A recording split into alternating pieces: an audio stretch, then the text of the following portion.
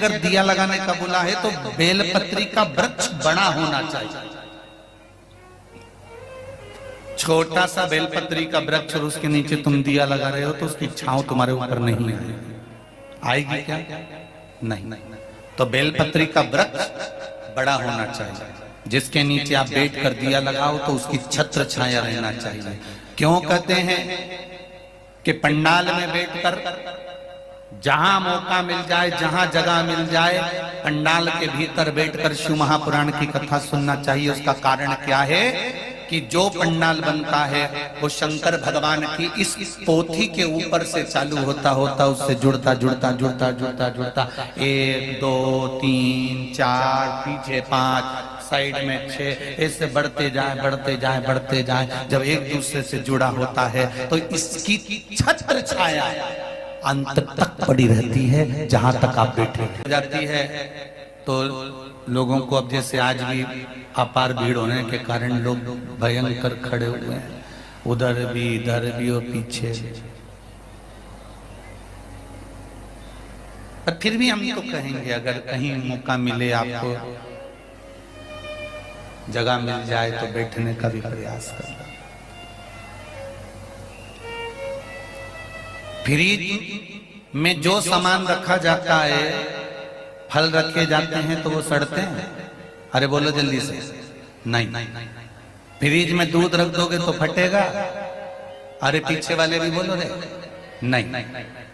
Fridge में सब्जी रख दोगी वो सड़ेगी? नहीं। फ्रिज में अगर तुमने सामान रखा है तो वो खराब नहीं होता। उसी तरह कथा सुनने जाओ तो पंडाल के अंदर बैठो, क्योंकि ये वो फ्रिज है जिसमें एक बार कोई पहुंच जाता है तो संसार में सड़ता नहीं।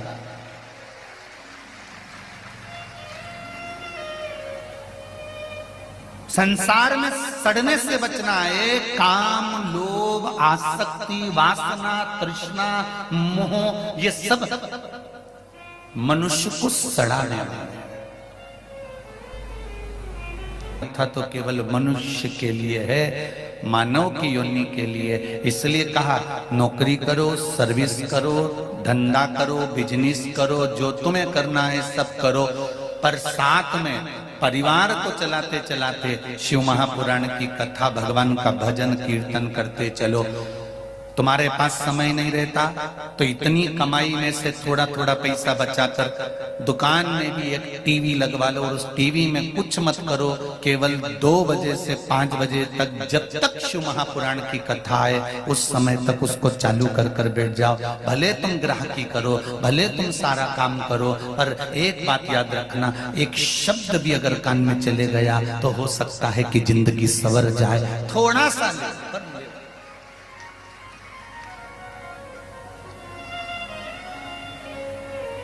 धर्म पत्नी भी अपने पति से कह सकती है, थोड़ा सा समय निकाल कर कथा सुन लिया करो। दिन में समय नहीं मिले तो रात्रि में सुन लिया करो। अब पति कहेगा मैं इतना थक जाता हूँ, कहाँ कथा सुन पाता हूँ, कहाँ समय। और सत्य बात है माताओं, पुरुष के ऊपर गृहस्थी का बोझ बहुत ज्यादा होता है। आपको लगता होगा कि बस दुकान पर जाकर बैठ गए या नौकरी करने पहुंच गए, बस सवेरे से जाते हैं, जूते मूते पहने, बढ़िया टाई फाई लगाई और खूब जोरदार सब खा पी के नाश्ता वास्ता कर कर और पहुंच गए अपनी नौकरी पर। शाम को आए और आराम से बस बैठ गए और खाया पिया सो गए। पर ये नहीं है। एक व्यक्ति चाहे नौकरी कर रहा हो, चाहे बिजनेस कर रहा हो, एक पुरुष हो चाहे स्त्री हो, उसके ऊपर गृहस्थी का जब बोझ होता है ना भाई, तो वो ही जान सकता है कि उसके ऊपर कितना बोझ है। आप केवल उसका विल पावर मजबूत कर सकती हो। आप अपने पति से कह सकती हो और पति अपनी पत्नी से कह सकता है कि समय निकाल कर, ये मानव का देह है, बच्चों के लिए करना है, परिवार के लिए करना है, कुटुंब के लिए करना है, सब कुछ करना है, घर भी बनाना है, गाड़ी भी लेना है, दुकान भी चलाना है, सबको देखना भालना, सब कुछ तुमको करना है। हम कह भी देंगे ना कि तुम ये सब छोड़ दो तो तुम नहीं छोड़ सकते, क्योंकि मनुष्य का शरीर जब भगवान ने बनाया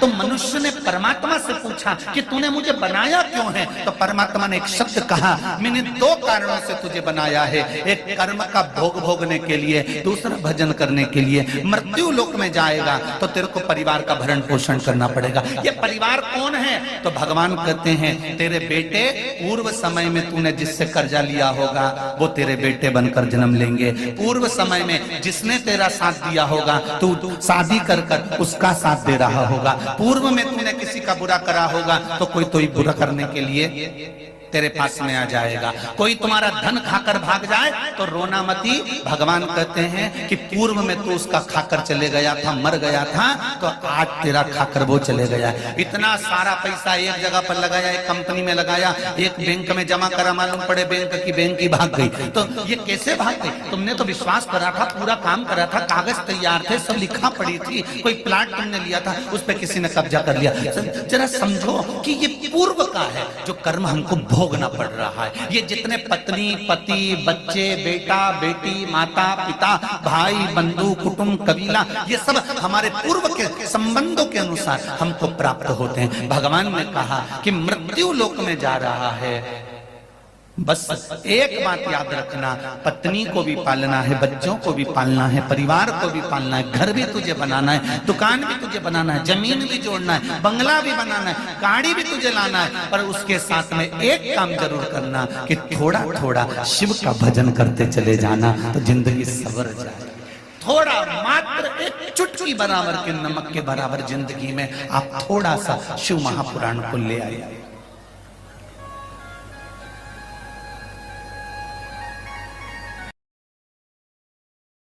श्री शिवाय नमस्तुभ्यं हम दोस्तों।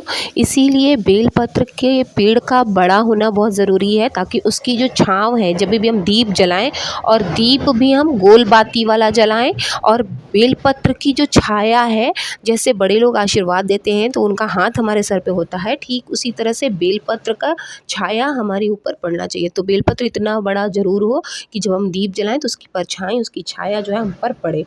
आई होप आपके लिए वीडियो बहुत यूज़फुल होगा। वीडियो अच्छी लगे तो प्लीज़ चैनल को सब्सक्राइब करिएगा, साथ ही वीडियो को लाइक और शेयर करना ना भूलें, ताकि जो लोग छोटे छोटे पौधों के सामने अपने दिए को जलाते हैं वो चाहे सोमवार, मासिक शिवरात्रि या प्रदोष वाले दिन भी जाकर अगर बेलपत्र के पेड़ के नीचे दीप जलाते हैं तो उनकी सारी मनोकामनाएं पूरी होती हैं, साथ ही महादेव की कृपा भी उन्हें प्राप्त होती है। मिलते हैं नेक्स्ट वीडियो में, तब तक के लिए ओम नमः शिवाय, जय माता दी।